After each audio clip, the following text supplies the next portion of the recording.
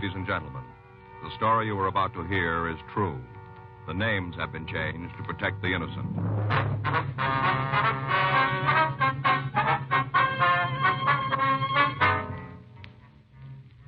You're a detective sergeant. You're assigned to burglary detail. An elderly woman reports that a man has stolen $300 from her apartment. She says she saw him. Your job? Check it out.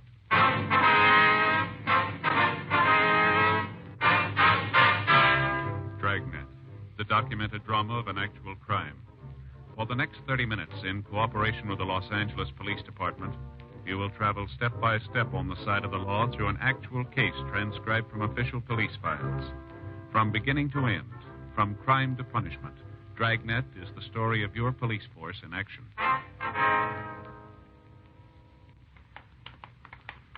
It was Thursday, May 19th. It was sunny in Los Angeles. We were working the day watch out of burglary detail. My partner's Frank Smith. The boss is Captain Bernard. My name's Friday.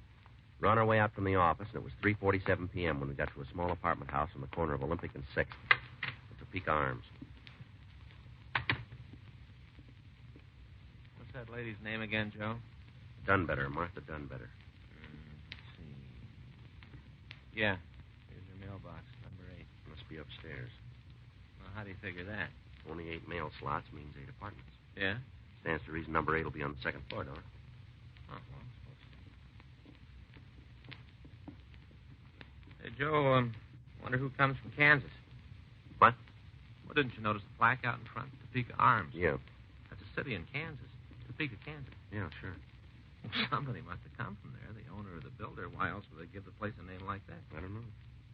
Well, stands to reason, doesn't it? I guess so. Well, see, you're not the only one who can do it. Do what? Deduce. Oh. That's what they call it, the way you figured out number 8's the second floor. Deduction. Yeah. I was just giving you an example. When I proved that somebody connected with the building probably lived in Kansas, didn't Yeah. Right down there. 8, just like you said. Mm-hmm. Deduction never fails, Joe.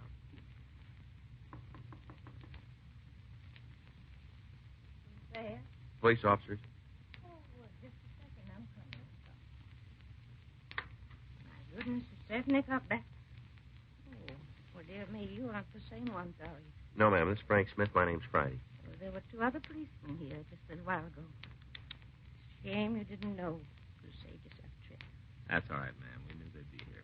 They're patrol car officers. They were in the neighborhood, so they answered your call. Well, All right if we come in? Oh, my, yes. Please do. You're Mrs. Martha Dunbetter, is that right? No, not exactly. Oh? It's Miss Dunbetter. I'm still single. I see. Well, ma'am, would you mind telling us just what happened this afternoon? Oh, no, I don't mind at all. It's still quite clear. All right, would you go ahead? What does that mean? As you go ahead about this afternoon. Oh, well, let's see. I fixed myself some lunch, and then I rid up the dishes. Must have been about 1 o'clock by the time I finished. All right. Afterwards, I put on my hat, and I went down to the library. It's only a couple of blocks from here, the Grover Cleveland branch. Mm-hmm. I took back my books and checked out 2 fresh ones. All right. What happened next? When I come home, there he was. What's that? I come home, and there he was. Who? Well, that awful man. Well, just where was he? Here, in my apartment. No, I mean which room? Over there, the bedroom. I see. As soon as I come in, I heard him. At least I heard somebody moving around. First, I thought it was Mrs. Parker's manager. I know she sneaks into my apartment and noses around. Well, she says she doesn't, but I know better. Mm-hmm. Well, I said to myself, I got her red-handed this time. So I marched into the bedroom all ready to give her a piece of my mind. Well? I was never so flabbergasted in my whole life. He was standing in front of the dresser, going through my pocketbook. I see. My black bag and leather. It's the one he was holding. Mm-hmm. Well, ma'am, how much money was in the bag? Well, I'm not positive. Not to the penny. About $300. In cash? Yes, sir. You see, I've been saving dimes for the past 15 years. You mean this $300 was in dimes? Oh, goodness gracious, no. What I do is go through my change every night and put all the dimes in my dime bank. And when it's full, I take it down to a real bank and change the coins into bills. A dime bank holds $25. I see. Oh, you'd be surprised how much a person can save that way. It mounts up. Yes, ma'am. Do you know the denominations of the bills? I guess they was mostly tens. Maybe one or two bigger ones. What did this man do next, Miss Dunbetter? Well, he found money. My $300. Stuffed it into his pocket. Then he just strolled out of the apartment big as life. I was too dumbfounded to do anything about it. I see. I heard him tramp down the stairs, and then I heard the front door slam. When I was sure he was out of the building, I managed to get my wits together and I dialed Central. Central? The operator. And she put me in touch with the police station. Had you ever seen this man before, Miss Dunbetter? No, I'm sure I never did. Could you tell us what he looked like? Well, he was a tall man. How tall? Big as you, I'd say. What color hair, please? Dark. Very dark. Eyes. Dark eyes, too. Dark complected. Like he'd spent a lot of time outdoors. How was he dressed? A shirt and pants and jacket. Light-colored jacket. I think it was green. Did you notice any scars? Yes. Come to think of it, I did. Across his forehead. Thin little zigzag. About how old would you say he was? Oh, he's young. 35, maybe 40. You know if anybody else saw him? The other tenants? Well, I haven't talked to him. Haven't left the apartment since it happened. You live alone here, do you? Oh, man, no. My sister Bessie stays with me. Where is she this afternoon? She went out of town for a few days. Visit her grandson and his family. They came down from Oxnard to get her this morning. I see. Tomorrow's her birthday. She'll be 80. Expect they're going to have quite a celebration. Yes, ma'am. They're all carrying on. You'd think it was such an accomplishment. Well, it is pretty ripe old age, ma'am. I don't see what's so ripe about it. After all, I'm nearly 79 myself. Oh, I know I don't look it. Everybody thinks there's at least 10 years between us. And Bessie is failing. Yes, ma'am. Just a couple more questions, Miss Dunbetter. Certainly, young man, certainly. What time was it when you got home from the library? 2:45. Maybe a few minutes after. No later than 3, though. I see. How'd this fellow get into the apartment? Was the door locked? Well, I thought it was. I always try to remember to lock it whenever I go out, but sometimes I do forget. Well, I guess I did today. You think he'd recognize the burglar if you saw him again? I most assuredly would. Mm-hmm. Nothing the matter with my eyesight. Oh, that's fine. We'd like to take you down to the office with us and show you some pictures. No? Just to see if you can identify him. Well, I couldn't go like this. I'll have to change my dress first. Well, I'm all right for walking around the neighborhood, but not for going downtown. Well, that's up to you, ma'am. I'll say Miss Dunbetter while I think of it. Who came from Kansas? Oh, I'm afraid I don't understand. Well, the name of this apartment, you see, is the Topeka Arms, so I figured somebody connected with it must have come from Kansas. Oh. You don't know who it was, do you? Well, now, let me think. Oh, yes, I remember. That was old Mr. Hendrickson's idea. Well, you don't say. Yes, he was the man who built this building. Well, now, that was, goodness sakes, that was almost 35 years ago. My, how time flies. Yes, ma'am. How you like that, Joe? This Mr. Hendrickson came from Kansas. No. Minnesota. Minneapolis, as I recollect. Oh? But it was his idea just the same, calling it Topeka Arms. Kind of an article he read in the newspaper while the building was going up. Ma'am? Said there was more people in Southern California who come from Kansas than any other state. Mm-hmm. So Mr. Henderson figured the name Topeka would attract a lot of tenants. It's ridiculous nonsense. Said so at the time. There hasn't been a single solitary one. Oh. 35 years. Not a soul from Kansas has ever lived here.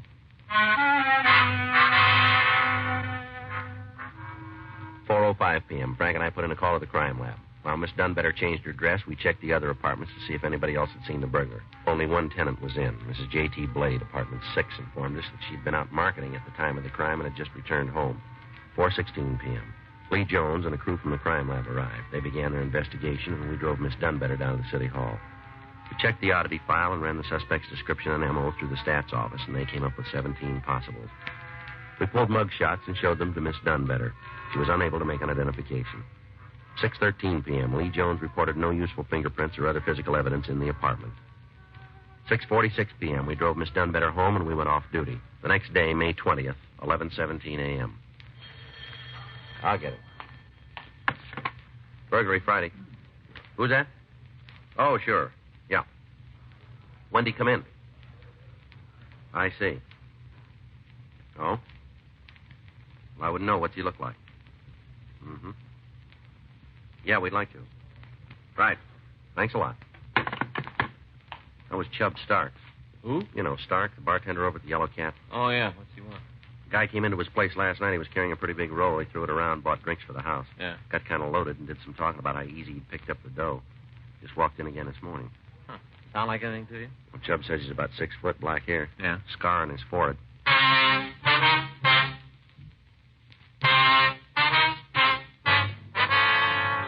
Frank and I drove out to the Yellow Cat bar on Figueroa. Chubb Stark, the bartender, pointed out a husky man sitting in a corner booth. We went over to talk to him. Keep your hands on the table and stand up. Huh? Police officers, on your feet. Okay. All right, you can sit down again. Something to eat, you guys? What's your name? Why? Come on, what is it?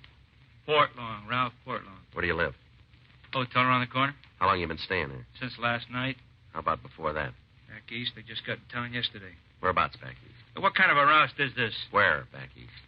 All over. Chicago, Cleveland, all over. What kind of business you in? Unemployed. You got any money? Some. How much? Look, I ain't no vag if that's what you're getting. How much money you got? $100, maybe 150. Where'd you get it? I borrowed it. Who from? Pal. In L.A.? Chicago. What's his name? Johnson, Cliff Johnson. You got his address? I don't know. He moves around same as I do.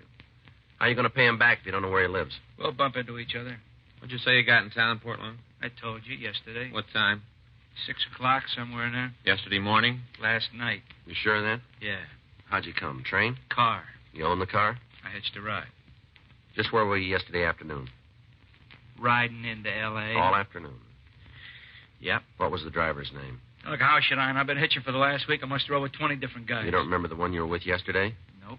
Ever been arrested, Portland? Nothing serious. Well, tell us about it. Oh, drunk, that's all. Where was that? Ohio when I was a kid. Anything else? Yeah, I got some speeding tickets. You ever been arrested in California? Never been in California. First trip, huh? Yep. You ain't exactly making me feel at home either. You know an apartment house called the Topeka Arms? Whereabouts? 6th and Olympic. Where's that? In L.A. Look, can't you get nothing straight? I ain't never been here before. Mm-hmm. How about giving me an answer? Why the roust? All right, come on, let's go. What for? We'll show you the sights.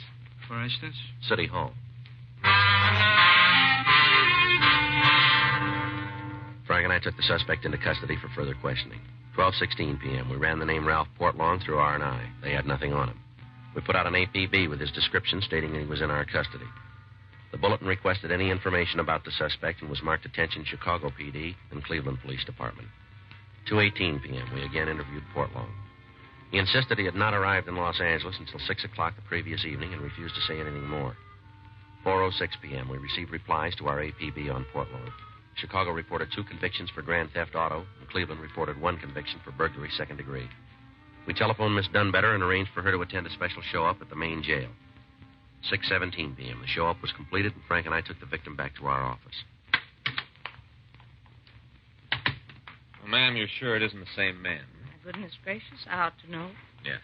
Let's see how you could have made such a mistake. Well, he fits your description even to the scar. But I told you it was ziggity-zag. Yeah, you did. This man's scar's entirely different. Yes, ma'am. His hair's wrong, too. Is that right?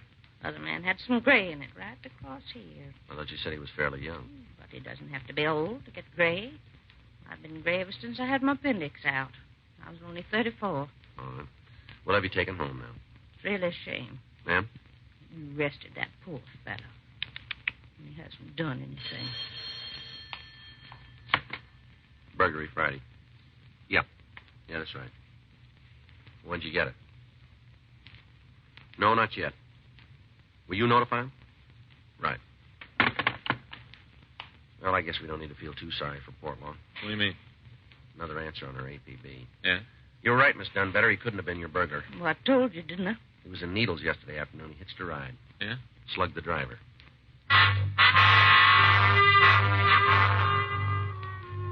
Ralph Portlong was held pending arrival of authorities from Needles. The investigation of the apartment house burglary continued.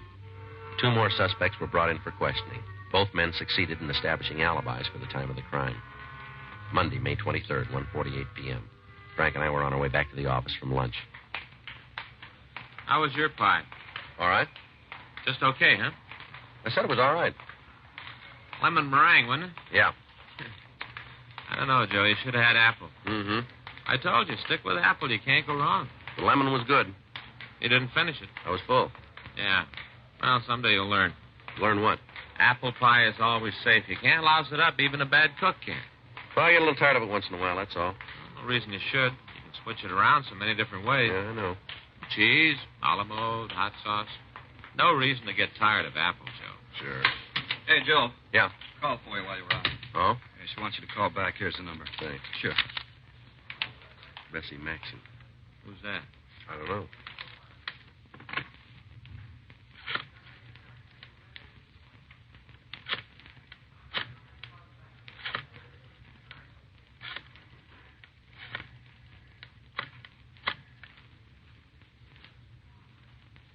Mrs. Maxon? This is the police department, Sergeant Friday. Yes, that's right. We were the ones. I guess we can. Well, is something wrong? You sure of that? All right away. Thank you for calling. Goodbye. Miss Dunbetter's sister, she just got back from Oxnard. Yeah? She says it never happened. What do you mean? The burglary. Says her sister made it up.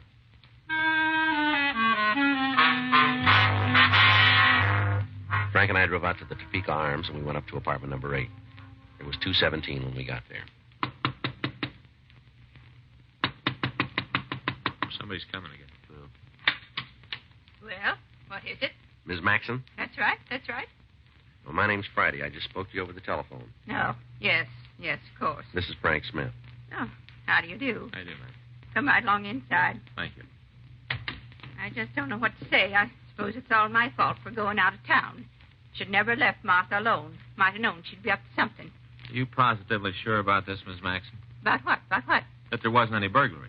Oh, never in a million years. Well, your sister gave us all the details. Play acting, that's all it was. Play acting. She's done it all her life.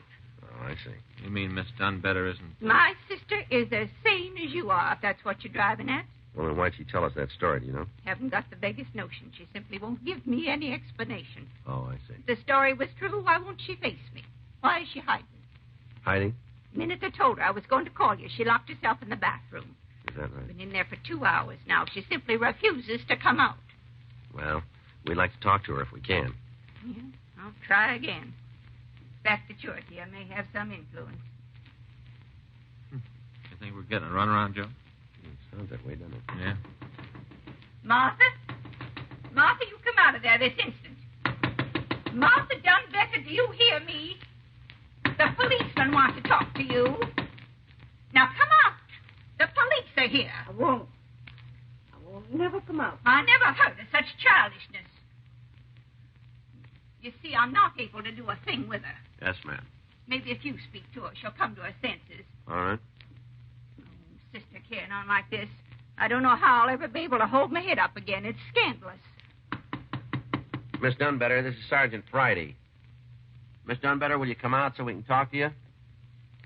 Miss Dunbetter? Well, it's about time. Whatever were you thinking of, Martha? What got into you? Now, speaking to you, Bessie. Let's go into the other room. Be easier to talk there. Not speaking to me, huh? Well, two can play at that game. And I assure you, I won't be the one who suffers. All right, ladies, would you like to sit down? Now, Miss Dunbetter, can we clear this thing up now? Your sister says there wasn't any burglary. How would she know she wasn't here, was she? I know because I know you. And I know you never had $300 to your name. I did, too. Where'd you get it? Where'd you get it? None of your business. All right, now, how about it, Miss Dunbetter? Did you have $300? Well? I said it was exactly 300. Not to the penny. $3 would be more like it. There happens to be a few things you don't know about, including my savings. A likely story. You never saved a penny in your life. What about my diamond? I shook it the other day. I'll thank you to keep your hands off my property. Savings, indeed. If I didn't pay most of the expenses around here, you'd starve to death. I managed quite well before you moved in on me, Bessie, and I was perfectly happy living alone. Matter of fact, I preferred that arrangement. But maybe you'd like to try it again. Maybe I would. I'm sure it'd be money ahead. Huh. Don't you hawk me, Bessie Maxim. You ought to see the way she eats. Gobble, gobble, gobble. She shovels it down. Stuff and nonsense. I don't have any more appetite than a bird. Birds don't nip the cooking, Sherry. Martha done better. How can you say such a thing? Because I know it's true. I marked the bottle. Well, whatever I do, I don't fib to the police like some people I could name. Well, Miss Dunbetter. I made exaggerated respect. You mean to do no harm? I wonder if you know it's against the law to file a false police report. Against the law? There. You see, you're going to jail. I knew it had happened. I knew that sooner or later you'd disgrace all of us. Why'd you do it? You must have had a reason, ma'am. I won't tell you. Not in front of her, I won't. Let's see. Would you mind waiting in the other room for a couple of minutes, Miss Maxon? I most certainly would. We'd appreciate it if you would. No, very well. Very well. You'd think I was the criminal around here. All right, Miss Dunbetter, tell us now, will you? Very difficult to explain. Well, give it a try, will you? See, it was all on account of her, Bessie. Go ahead. Started when we was little girls. It's 'cause she's older. She's always lording it over me. Mom and Daddy always gave her everything first. Hand-me-downs, that's all I got. Bessie's hand-me-downs. Oh, I see. And when we grew up, I couldn't push myself very much. She's just the opposite. Belle of the ball. She had a pick of all the young gentlemen in town. The only time they'd take me out was when Bessie was busy. I don't think she didn't let me know that I was second choice. The only reason she married Horace because he took a fancy to me. Well, I had my pride, too. Wouldn't settle for her leftovers. That's why I stayed single. I see. The least she could have done was name one of her little girls after me. After all, I'm her only sister. Well, Miss Dunbetter, you still haven't told us why you reported the burglary. I am telling you. Yes, ma'am. On account of her birthday. Well, that was the last straw. She hasn't talked about anything else for months and months. It's 'cause she's 80 years old, you'd think she was the Queen of Romania. A picture in the paper, people making a fuss about her. Well, I made up my mind that for once in my life someone was going to make a fuss about me. I see. To tell you the truth, I'm not a bit sorry I did it. I mean, yes, I should be sorry, but I'm not. I really enjoyed myself. And all those questions you asked me, like I was somebody. My name was in the papers, too. First time it ever happened. Strange when you come to think about it, to live 79 years without ever seeing your name in print. Oh, but that wasn't the best part. Ma'am? The best part was Bessie not being able to horn in and take all the credit. Oh, I knew you'd find me out sooner or later, but I didn't care. I sure had the laugh on her. All the time she's in Oxnard being parted, I was having little parties of my own. Yeah. Well, you know, you didn't need to put us through all this, Miss Dunbetter. You're almost 80 yourself. It's over a year away. When you're my age, you can't be sure of anything. Yes, ma'am. Besides, even when I'm 80, Bessie will still be ahead. How's that? She'll be going on 90.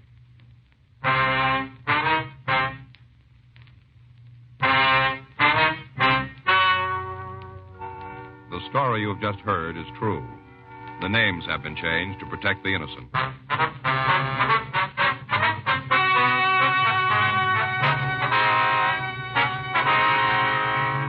Due to the advanced age of Miss Martha Dunbetter, and because of her assurances that she would never repeat her actions, no charges were filed against her. Dragnet is a presentation of the United States Armed Forces Radio Service.